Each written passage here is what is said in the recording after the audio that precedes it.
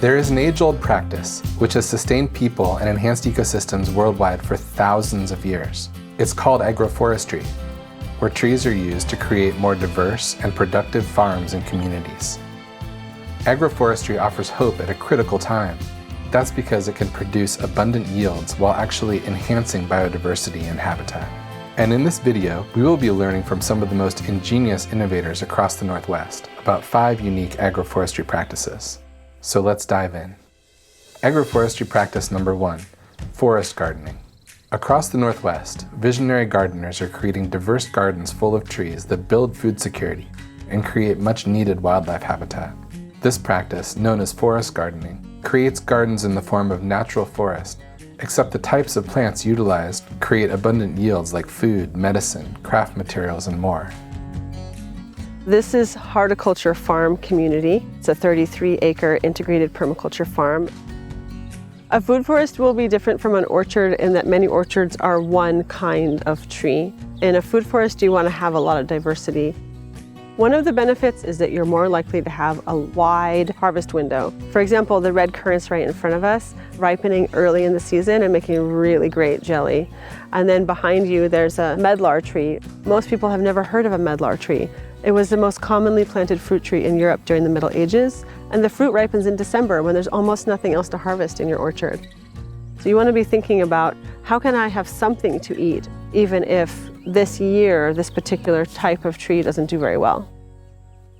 Forest gardens can be found in many different contexts. The Dumont Community House in Eugene, Oregon is an incredible example of just how abundant a forest garden can be, even on a small urban scale. Our property is a little less than 1/3 of an acre, and we have at least 40, if not 50 fruit trees. What we've got going on here is this slope from small to large so that you can get more trees into a smaller space. In addition to these trees here, we designed the landscape so that we still would have full sun to the vegetable garden. It's possible to create beauty and food, even on a relatively small space, and even a smaller space than this. That brings us to agroforestry practice number 2, forest farming. In forest farming, people are enhancing the biodiversity of wild forests by cultivating foods, medicine, and other products within the understory. In the mountains outside of Orleans, California, Dr. Frank Lake has been tending his tan oak woodlands, merging indigenous stewardship practices with agroforestry. When I started thinking about, well, what is agroforestry? Well, we have a forest gardening aspect. Well, this is an ancestral gathering site. This was a tan oak orchard. The big tan oak acorn trees, the big black oak trees, big legacy madrones, and then a lot of understory plants. Everything from the California hazel, that's an important basket tree and food material, thimbleberries, blackcap raspberries, evergreen huckleberry, trailing blackberry, wild strawberries. You know, it has a very productive forest environment. Those are all traditional foods that are locally adapted to the climate and the weather, fire adapted, and provide highly nutritious food when they're stewarded and managed well. And so for me, I started thinking about a way as a practitioner, taking those foundations of what we consider to be permaculture or agroforestry approach, and then indigenizing that with those local tribal teachings. This is what I began to do. I tell people, if you're gonna have a bowl of acorn soup at ceremony or for back to how it was as everyday food, you have to have a managed orchard. So indigenous fire stewardship is a big part of that, and cultural burning. If you don't burn, there's a filbert weevil and moth that will infest the acorn crop. And so you can have a good crop, a massing year, but it can be highly infested and be very low edible. And so we started doing burning. And we have a process of getting there that we've been able to show here and be proud to share that many acorns out for ceremonies and for now some of the food programs, and then also have as part of our everyday household. It's probably one of the highest quality foods in fatty acids, amino acids, proteins, a whole range of trace minerals that is right here growing. Additionally to the acorns, as we've opened up areas and we have the California hazelnut here, and that's another part of the forest garden complex. There's a young hazelnut forming right there. So as I came through this place and thinned out the Douglas fir, one of the plants that kind of came back, but I'll also be transplanting, is the blackcap raspberry. They'll have the fruit, which is really great for us and for the animals. And then you also see back in here, California black oak coming in. Well, this is starting to have that nice open structure, right? So there's all this mix of my future range of where I'm going between my berry plants, the understory diversity, and then what I want for my future canopy forest and nurturing that. When I look at the horizon of where I'm going, it's part traditional, it's part modern innovation. We're finding things that are suitable to the place that are also culturally compatible within our society of living in that area. That's where I want to go with it, and I want others to see that, because that's all forms of food security and maintaining the sense of relationship with place. Streamside riparian forests are some of the most biodiverse habitats in North America, providing refuge for more than a third of plant species and half of all animal species. The majority of threatened and endangered species depend on riparian forests to survive. Unfortunately, riparian zones are often removed to expand farms directly to the water's edge. But there is a way to create wildlife habitat and keep the waterways clean, all while increasing agricultural productivity and farm resilience. And it's done using agroforestry practice number 3, riparian forest buffers. Nehalem River Ranch in the northern Oregon coast is the perfect example of a rancher and conservation groups coming together to find common ground and restore critical riparian habitat without compromising on-farm production. When we moved here 10 years ago, we were really amazed with the ecosystem, and there were certain parts of the property that had 100-year-old trees that somebody obviously planted, and it really inspired us to think through, well, who's planting for the next 100 years? Here at the Nehalem River Ranch, we have an area where there has been historically a very thin riparian buffer due to conversion into pasture land, and there's been an influx of Japanese knotweed along the banks. And Japanese knotweed is an invasive plant that has a thin root system, so that allows the bank to erode. How we addressed that was by planting native trees and shrubs in a buffer along the Nehalem River here. It is about 7,000 linear feet of riparian planting, about 10,000 different individual plants, including western red cedar, western hemlock, Sitka spruce, red currant, willow, and many, many others. There's pretty good evidence that with management and with a strong riparian canopy, you can actually push knotweed out of areas that you want to protect. The cows and pigs and goats love Japanese knotweed. It's very nutritious. So by practicing holistic management and very intentional grazing plan, we can suppress it and they move on fast enough to not damage the other understory species. The native plants that we install, that fibrous root system does a lot of work holding soil in place. So when you're planting a riparian buffer, it looks like you might be giving up land, but you're probably retaining your property and your stream bank better, as well as provide habitat and shade not just for aquatic species in the river, but also for species on land in the riparian zone. It's our responsibility to think about the river, the riparian zone, and how we steward animals and plants in relationship to the riparian ecosystem. Agroforestry is also extremely useful when integrated directly into existing farm fields. That brings us to agroforestry practice number 4, tree intercropping, a broad category of agroforestry that integrates trees directly into common farming systems. Tree intercropping has many creative variations, including densely planted alleys of trees with row crops between to widely spaced windbreaks and hedgerows. Farmers adding trees and shrubs are often seeking ways to diversify their farm income while gaining beneficial insect habitat, improving the climate for adjacent crops, or increasing on-farm water and nutrient storage. Let's take hazelnuts, for example, an important tree crop in the Northwest region. In the Willamette Valley in Oregon, a new approach to managing commercial hazelnut orchards with native wildflowers as the understory has the potential to transform the entire industry. This groundbreaking project is producing abundant food, creating a potential revenue stream from selling the wildflower seeds, and improving the local ecology, all while greatly reducing the need for chemical inputs and lowering the amount of labor it takes to maintain the orchard. The site that we're on today is my family's hazelnut farm. We've been in the business since 1940. This is what the farm all used to look like. In order to achieve a bare ground understory, you need to flail, which is mow, you need to scrape, which is leveling the ground, and also spray weeds. The texture and quality of soil inside of a bare ground understory is generally degraded And behind me is the native cover crop plots. This is the new system we're testing out. Instead of herbicide spraying, you just grow out some wildflowers, you mow them down once they're done going to seed. The nuts can just fall right on top, and you can do the same harvesting process, and then once the fall rains come, they just grow back. And so that cost differential is extreme comparing the bare ground management to the cover crop management.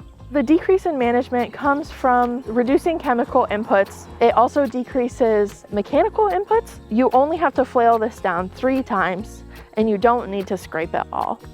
There are some species in this mix that'll live up to 85 years, and so we're talking multi-generations of cover crops that you won't need to reseed in your orchard.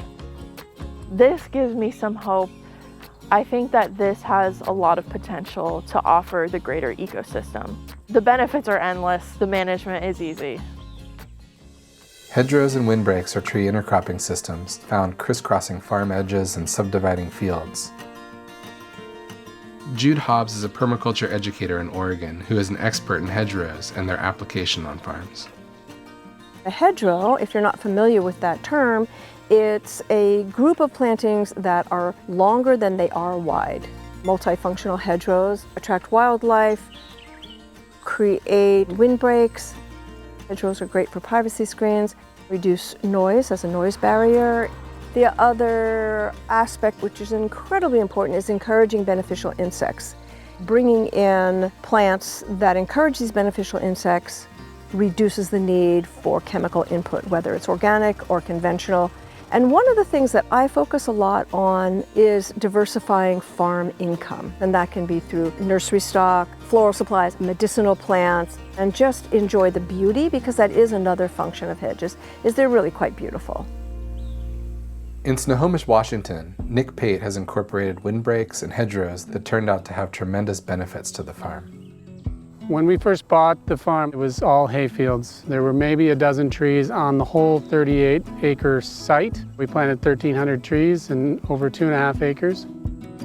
This plot was hayfields, and we have now incorporated cider apple trees.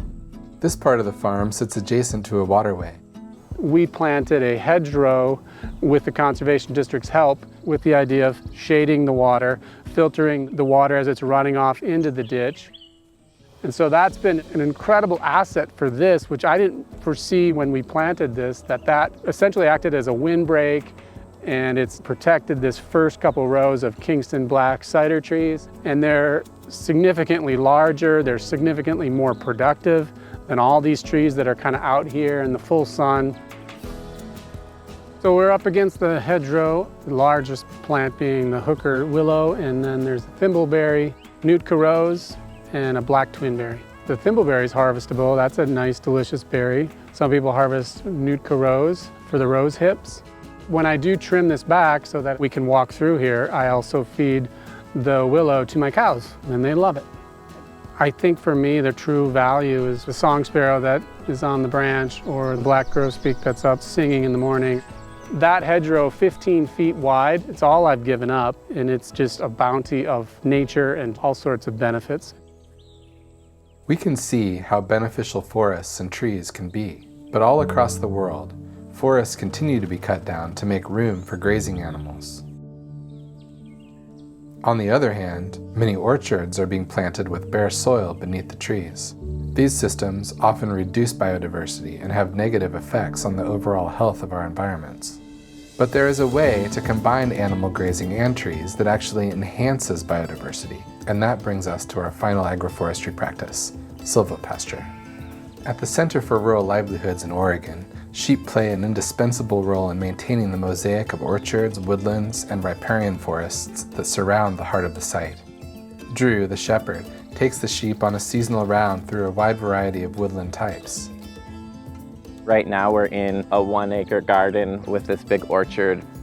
Having sheep and trees together benefits the sheep. They get shade. They love the diversity of being able to eat fresh leaves. So when we were doing our summer pruning, then you're just chopping and dropping that pruning and your forage is right there as the grasses go down. They go crazy over windfall apples. There's plenty for us as well. We're just picking off of the tree, and anything that falls onto the ground and is bursting and breaking and stuff like that is for them. You know, I think the trees really benefit from having the sheep there. The fertilizer, nutrients that the sheep are providing. Having sheep and trees together, it really is a beautiful union. One very important application of silvopasture in the Northwest is the maintenance of endangered oak habitats. Often, forest that has grown overly dense must first be thinned to open the canopy. This releases the healthy trees from competition and brings light to understory shrubs, grasses, and wildflowers. It's good for the forest, but importantly also good for the rancher because it expands green pasture areas in the dry season and shelter under the trees. Doug McCarty at Spencer Shadow Ranch utilizes a range of livestock to keep brush and other competing vegetation down around his oaks while providing ample pasture to the animals. By the time we finish, we should have taken out all the scrub, all the brush, all the disfavored trees, and have a selection of oak, fir, pine, and cedar in correct proportions. By creating smaller groups of forest, we create a better environment for the trees, at the same time provide shelter and shade for the animals. Then we can raise livestock in harmony with the wildlife. The sheep will basically keep all the blackberry, all the poison oak at bay, and then be able to keep it in perpetuity as a very nice pasture land. In silvopasture systems, ranchers take great pride in being careful where and when they are grazing their cattle. Keim Ranch in Eugene, Oregon has been having notable success grazing in oak woodlands to restore the native understory. We moved out here in 2007 and the land was pretty overgrazed and not a lot of grass. We've been doing rotational grazing here where you move them around small areas, you know, along your pasture, and then they can't come back to that spot until the grass has grown. The rotational grazing, you're giving the pasture, the grasses, a rest and time to grow before animals can come back and graze it. In the late summer, out in the open pastures, the grass has, gone dormant and it'll just be brown. And when it's in the shade of a tree, you still have green grass. So in the late summer, where are the animals? Well, they're under a tree and the grass is still green. There's certain times of year you don't want to graze because the native flowers are setting their seed and you want their seed to mature before animals come through and graze it down, and then these new plants will grow. Right here, this is a checker mallow. This one they call a cat's ear. The yellow one there is one of the variety of limation. Val's project provides great hope for the future of oak habitats on grazing lands because it shows that the restoration of this endangered forest type can be done in synergy with ranching.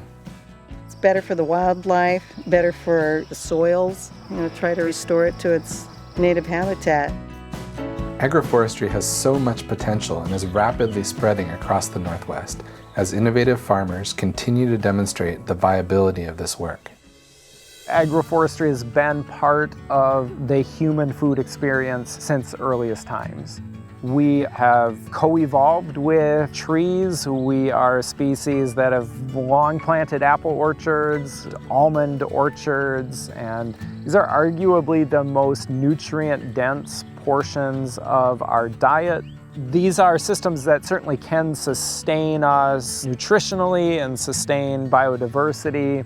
So these will continue in some shape or form to be part of the future of food. I'm excited to see where that goes.